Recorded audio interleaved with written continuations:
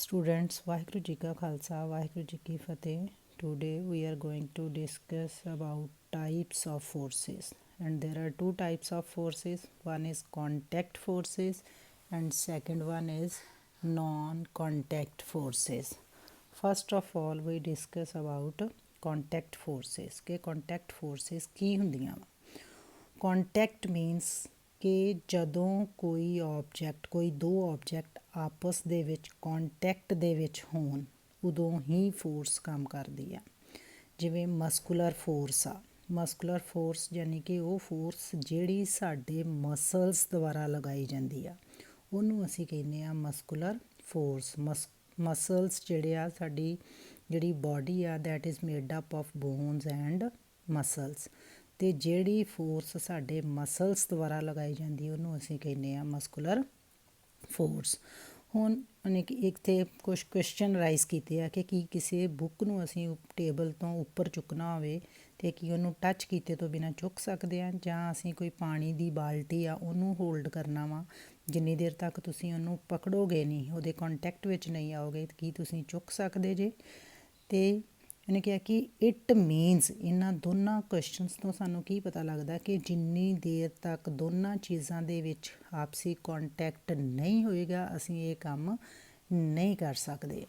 ਹੁਣ ਜਿਵੇਂ ਅਸੀਂ ਕੋਈ ਆਪਣਾ ਸਕੂਲ ਬੈਗ ਬੱਚੇ ਉਠਾਉਂਦੇ ਆ ਜਾਂ ਖੂਹ 'ਚੋਂ ਪਾਣੀ ਕੱਢਦੇ ਆ ਅਤੇ ਉਹਦੇ ਲਈ ਵੀ ਸਾਨੂੰ ਜਿਹੜੀ ਫੋਰਸ ਆ ਉਹ ਕਿੱਥੋਂ ਮਿਲ ਰਹੀ ਆ? Where does the force come from? ਕਿੱਥੋਂ ਮਿਲ ਰਹੀ ਆ? This force is caused by the action of muscles in our body. ਮੈਂ ਤੁਹਾਨੂੰ ਪਹਿਲਾਂ ਦੱਸ ਚੁੱਕੀ ਕਿ our body is made up of muscles and bones. ਹੁਣ ਜਿਹੜੀ ਫੋਰਸ ਯਾਨੀ ਕਿ ਜਿਹੜਾ ਅਸੀਂ ਸਕੂਲ ਬੈਗ ਚੁੱਕਿਆ ਜਾਂ ਅਸੀਂ ਖੂਹ 'ਚੋਂ ਪਾਣੀ ਦੀ ਬਾਲਟੀ ਕੱਢਦੇ ਹਾਂ ਅਤੇ ਉਹ ਅਸੀਂ ਕੌਣ ਫੋਰਸ ਲਗਾਉਂਦਾ? ਸਾਡੇ ਮਸਲਸ ਲਗਾਉਂਦੇ ਆ।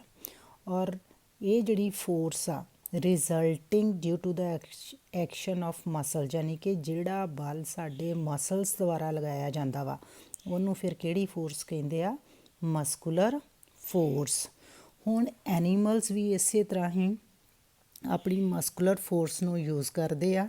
ਕਾਹਦੇ ਲਈ? ਟੂ ਕੈਰੀ ਹੈਵੀ ਲੋਡਸ, ਬਹੁਤ ਸਾਰੇ ਭਾਰ ਨੂੰ ਢੋਣ ਦੇ ਲਈ ਜਿਹੜੇ ਇਹ ਜਾਨਵਰ ਹੈ ਇਹ ਵੀ ਆਪਣੀ ਮਸਕੂਲਰ ਫੋਰਸ ਯੂਜ਼ ਕਰਦੇ, ਯਾਨੀ ਕਿ ਇਹਨਾਂ ਦੀ ਬਾਡੀ ਵੀ ਮਸਲਸ ਐਂਡ ਬੋਨਸ ਤੋਂ ਬਣੀ ਹੁੰਦੀ ਆ। ਔਰ ਬਹੁਤ ਸਾਰੇ ਕੰਮ ਇਹ ਆਪਣੀ ਮਸਕੂਲਰ ਫੋਰਸ ਨੂੰ ਯੂਜ਼ ਕਰਕੇ ਕਰਦੇ ਆ। ਜਿੰਨੇ ਵੀ ਭਾਰ ਢੋਣ ਵਾਲੇ ਜਾਨਵਰ ਆ ਇਹ ਸਾਰੇ ਆਪਣੀ ਮਸਕੂਲਰ ਫੋਰਸ ਨੂੰ ਯੂਜ਼ ਕਰਦੇ ਆ। ਹੁਣ ਨੇ ਕਿਹਾ ਕਿ ਮਸਕੂਲਰ ਫੋਰਸ ਜਿਹੜੀ ਆ ਇਹਦਾ ਮਤਲਬ ਉਦੋਂ ਹੀ ਅਪਲਾਈ ਹੁੰਦੀ ਆ ਜਦੋਂ ਕੋਈ ਦੋ ਆਬਜੈਕਟ ਜਿਹੜੇ ਆ ਆਪਸ ਦੇ ਵਿੱਚ ਕੰਟੈਕਟ ਵਿੱਚ ਹੋਣ। ਇਸ ਕਰਕੇ ਅਸੀਂ ਇਹਨੂੰ ਕਿਹੜੀ ਫੋਰਸ ਕਹਿ ਦਿੰਦੇ ਹਾਂ? Contact force. ਇਹਦਾ ਮਤਲਬ ਮਸਕੂਲਰ ਫੋਰਸ ਕਾਹਦੀ ਐਗਜ਼ਾਮਪਲ ਆ? ਕੰਟੈਕਟ ਫੋਰਸ ਦੀ, ਕਿ ਜਦੋਂ ਦੋਵਾਂ ਚੀਜ਼ਾਂ ਦੇ ਵਿੱਚ ਆਪਸੀ ਤਾਲਮੇਲ ਹੋਏਗਾ, ਟੱਚ ਕਰਨਗੀਆਂ ਇੱਕ ਦੂਜੇ ਨੂੰ, ਤਾਂ ਹੀ ਫੋਰਸ ਜਿਹੜੀ ਆ ਉਹ ਅਪਲਾਈ ਹੋਏਗੀ, ਤਾਂ ਹੀ ਉਹਦੇ ਉੱਪਰ ਬਲ ਲੱਗੇਗਾ। ਜਿਵੇਂ ਆਪਾਂ ਪਿੱਛੇ ਐਗਜ਼ਾਮਪਲਸ ਆਲਰੇਡੀ ਪੜ੍ਹ ਚੁੱਕੇ ਹਾਂ। ਹੁਣ ਉਹਨੇ ਕਿਹਾ ਕਿ ਕੀ ਮਸਕੂਲਰ ਫੋਰਸ ਤੋਂ ਇਲਾਵਾ ਕੋਈ ਹੋਰ ਵੀ ਕਿਸਮ ਹੈਗੀ ਆ ਜਿਹੜੀ ਕੰਟੈਕਟ ਫੋਰਸ ਦੇ ਅੰਡਰ ਆਉਂਦੀ ਹੋਵੇ? Let us find out. Next, friction. ਕਿਹਾ ਕਿ ਅਸੀਂ ਆਪਣੀ ਡੇਲੀ ਲਾਈਫ ਦੇ ਵਿੱਚ ਦੇਖਦੇ ਹਾਂ ਕਿ ਮੰਨ ਲਓ ਕੋਈ ਜਿਹੜੀ ਬਾਲ ਆ ਉਹ ਰਿੜਦੀ ਆ ਰਹੀ ਆ, ਰੋਲ ਕਰਦੀ ਆ ਰਹੀ ਆ ਅਤੇ ਹੌਲੀ ਹੌਲੀ ਉਹ ਆਪਣੇ ਆਪ ਹੀ ਬੇਸ਼ੱਕ ਉਹਨੂੰ ਅਸੀਂ ਆਪ ਨਾ ਵੀ ਰੋਕੀਏ ਅਤੇ ਉਹ ਆਪਣੇ ਆਪ ਹੀ ਕਮਸ ਟੂ ਰੈਸਟ, ਯਾਨੀ ਕਿ ਰੁਕ ਜਾਂਦੀ ਆ। ਫਿਰ ਅਸੀਂ ਜਦੋਂ ਬਾਈਸਾਈਕਲ ਦੇ ਪੈਡਲ ਮਾਰਨੇ ਬੰਦ ਕਰ ਦਿੰਦੇ ਹਾਂ ਅਤੇ ਉਹਦੀ ਵੀ ਸਪੀਡ ਜਿਹੜੀ ਆ ਉਹ ਪਹਿਲਾਂ ਹੌਲੀ ਹੋ ਜਾਂਦੀ ਆ ਅਤੇ ਫਿਰ ਉਹ ਸਾਈਕਲ ਰੁਕ ਜਾਂਦਾ। ਇਸੇ ਤਰ੍ਹਾਂ ਕਾਰ ਜਾਂ ਸਕੂਟਰ ਆ ਉਹ ਵੀ comes to rest once its engine is switched off, ਜਦੋਂ ਅਸੀਂ ਉਹਦਾ ਇੰਜਨ ਸਵਿਚ ਆਫ ਕਰ ਦਿੰਦੇ ਹਾਂ ਅਤੇ ਉਹ ਵੀ ਰੁਕ ਜਾਂਦੀ ਆ।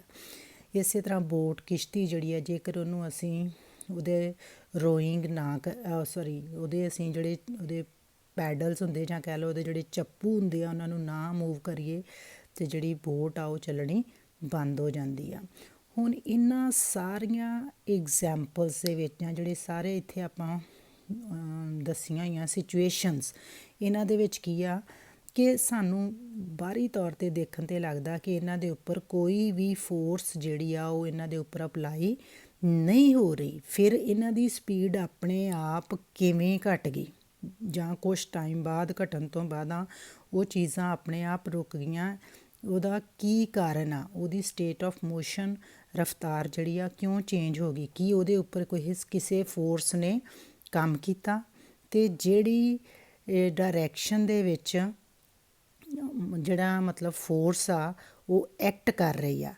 ਉਹਨਾਂ ਨੇ ਕਿਹਾ ਕਿ ਜਿਹੜੀ ਸਟੇਟ ਆਫ ਮੋਸ਼ਨ ਆ ਆਬਜੈਕਟਸ ਦੀ, ਯਾਨੀ ਕਿ ਕੋਈ ਵੀ ਜਿਹੜਾ ਜਿਵੇਂ ਬਾਲ ਹੀ ਆ ਉਹ ਮੂਵ ਕਰਨ ਪਹਿਲਾਂ ਹੌਲੀ ਹੋ ਗਈ ਫਿਰ ਰੁਕ ਗਈ ਬਿਲਕੁਲ, ਅਤੇ ਉਹ ਕਾਹਦਾ ਕਰਕੇ? In all these examples is the force of friction, ਯਾਨੀ ਕਿ ਰਗੜ ਬਲ। ਫ੍ਰਿਕਸ਼ਨ ਇੱਕ ਫੋਰਸ ਆ, ਇੱਕ ਬਲ ਆ। ਕਿਹੜਾ ਬਲ?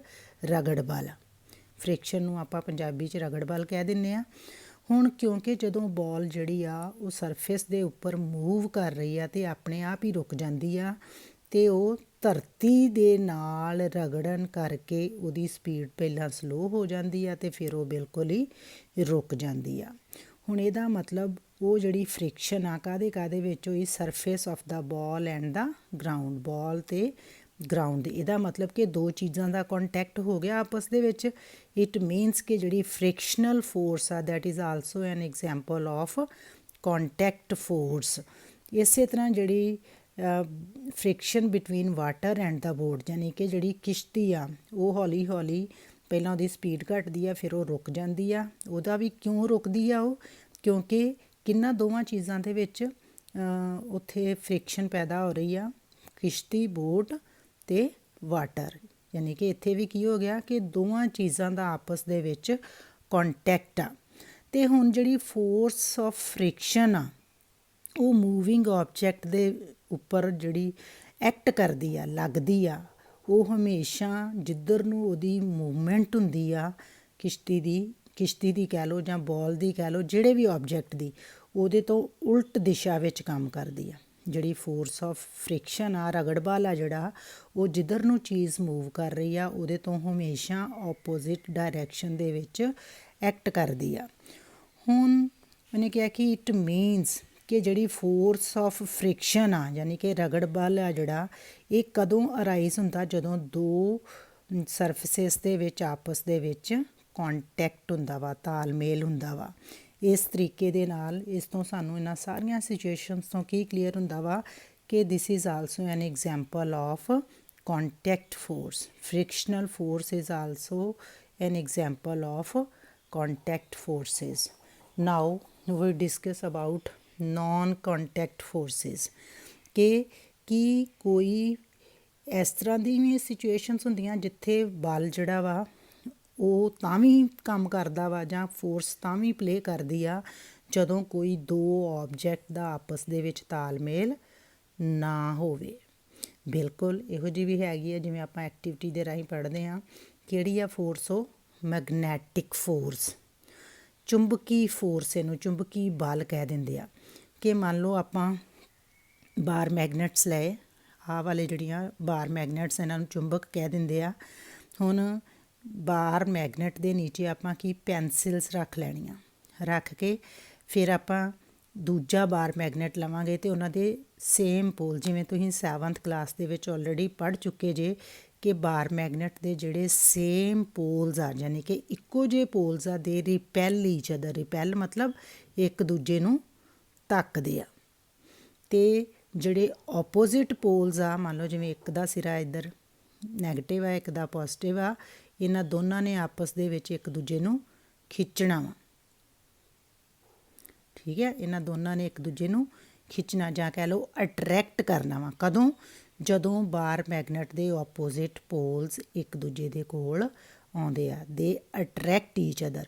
ਅਤੇ ਜਦੋਂ ਸੇਮ ਪੋਲਸ ਇੱਕ ਦੂਜੇ ਦੇ ਕੋਲ ਆਉਂਦੇ ਆ, ਦੇ ਰਿਪੈਲ ਈਚ ਅਦਰ। ਉਹਨੇ ਉੱਧਰ ਨੂੰ ਧੱਕਣਾ, ਉਹਨੇ ਉੱਧਰ ਨੂੰ ਧੱਕਣਾ।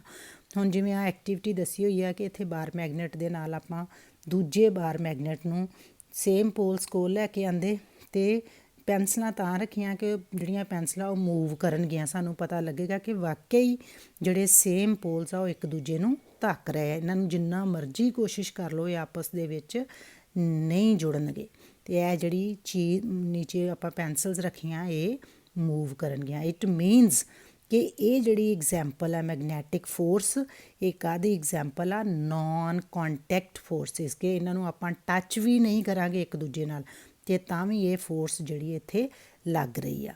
ਹੁਣ ਇੱਥੇ ਆਪਾਂ ਆਪੋਜ਼ਿਟ ਪੋਲਸ ਆ ਅਤੇ ਇਹਨੇ ਆਪਣੇ ਵੱਲ ਨੂੰ ਉਹਨੂੰ ਖਿੱਚਣਾ, ਦੂਰ ਵੀ ਰੱਖੋਗੇ ਕਿਉਂਕਿ ਨਾਲ ਨਹੀਂ ਟੱਚ ਕਰਨਾ, ਦੂਰ ਰੱਖੋਗੇ ਇਹਨੇ ਆਪਣੇ ਆਪ ਉਹਨੂੰ ਅਟਰੈਕਟ ਕਰਨਾ ਵਾ, ਖਿੱਚਣਾ ਵਾ ਆਪਣੇ ਵੱਲ ਨੂੰ, ਅਤੇ ਪੈਨਸਿਲਸ ਮੂਵ ਕਰਨੀਆਂ।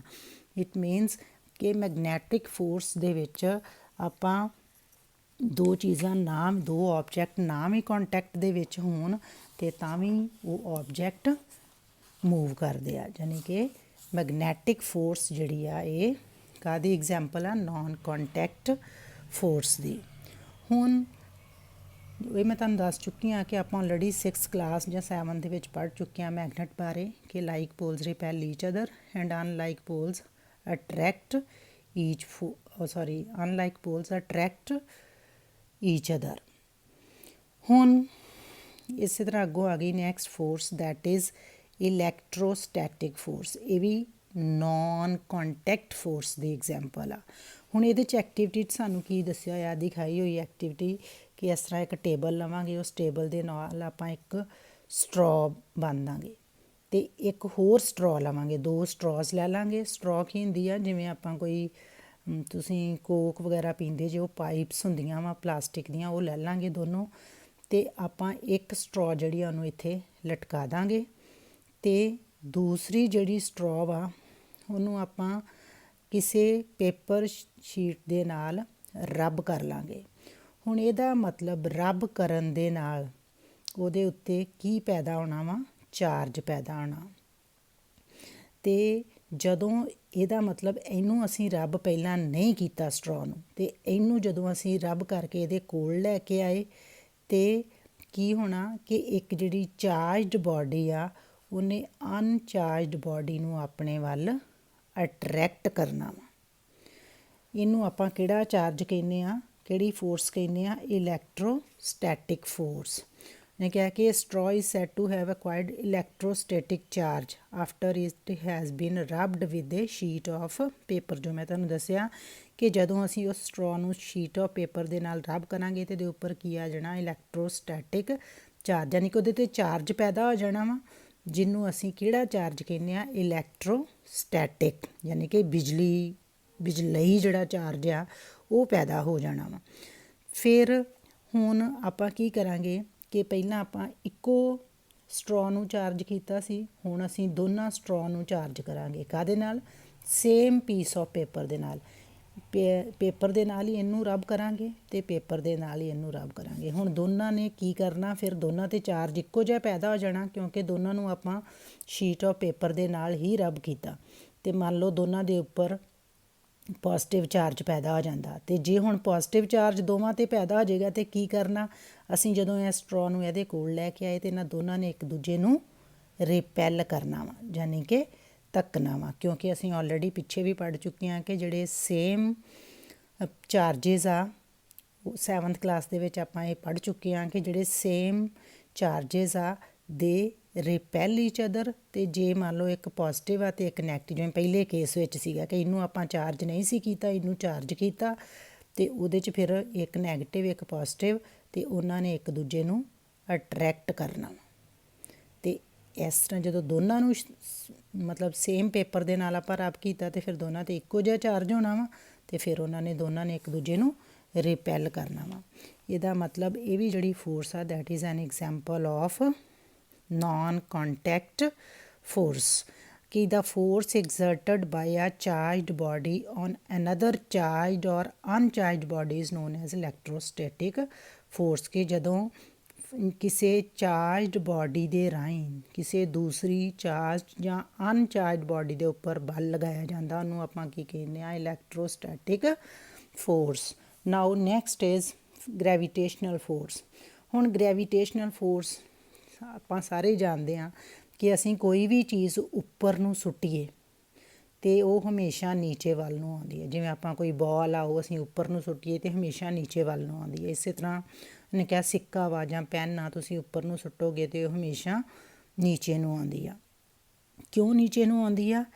ਉਹਨੇ ਕਿਹਾ ਕਿ ਇਹਦੇ 'ਤੇ ਵੀ ਫੋਰਸ ਐਕਟ ਕਰਦੀ ਆ, objects or things fall towards the earth because it pulls them ਯਾਨੀ ਕਿ ਜਿਹੜੀ ਧਰਤੀ ਆ ਉਹ ਇਹਨਾਂ ਆਬਜੈਕਟਸ ਨੂੰ ਆਪਣੇ ਵੱਲ ਖਿੱਚਦੀ ਆ ਤੇ ਜਿਹੜੀ ਖਿੱਚ ਵਾਲੀ ਫੋਰਸ ਆ ਉਹਨੂੰ ਫਿਰ ਆਪਾਂ ਕੀ ਕਹਿੰਦੇ ਆ ਫੋਰਸ ਆਫ ਗ੍ਰੈਵਿਟੀ ਜਾਂ ਜਸਟ ਗ੍ਰੈਵਿਟੀ ਕਿ ਧਰਤੀ ਦੀ ਖਿੱਚ ਯਾਨੀ ਕਿ ਧਰਤੀ ਦੇ ਵਿੱਚ ਖਿੱਚ ਆ ਜਿਹਦੇ ਕਰਕੇ ਉਹ ਆਬਜੈਕਟਸ ਨੂੰ ਹਮੇਸ਼ਾ ਆਪਣੇ ਵੱਲ ਖਿੱਚਦੀ ਆ ਇਹਨੂੰ ਆਪਾਂ ਅਟਰੈਕਟਿਵ ਫੋਰਸ ਵੀ ਕਹਿ ਸਕਦੇ ਹਾਂ ਯਾਨੀ ਕਿ ਜਿਹੜੀ ਫੋਰਸ ਆਫ ਗ੍ਰੈਵਿਟੀ ਆ ਇਸ ਯੂਨੀਵਰਸ ਦੇ ਵਿੱਚ ਜਿੰਨੇ ਵੀ ਆਬਜੈਕਟਸ ਆ ਉਹਨਾਂ ਸਾਰਿਆਂ ਦੇ ਉੱਪਰ ਇਹ ਐਕਟ ਕਰਦੀ ਆ ਠੀਕ ਆ ਇਸ ਕਰਕੇ ਜਿਹੜਾ ਵਾਟਰ ਆ ਜਿਵੇਂ ਐਗਜ਼ਾਮਪਲਸ ਉਹਨੇ ਦੱਸਦੀਆਂ ਇੱਥੇ ਕਿ ਵਾਟਰ ਜਿਹੜਾ ਵਾ ਉਹ ਗਰਾਊਂਡ ਵੱਲ ਨੂੰ ਫਲੋ ਕਰਦਾ ਮਤਲਬ ਉੱਪਰ ਕਿਤੇ ਪਿਆ ਹੋਵੇ ਪਾਣੀ ਅਤੇ ਉਹ ਨੀਚੇ ਵੱਲ ਨੂੰ ਆਪਾਂ ਕਰੀਏ ਅਤੇ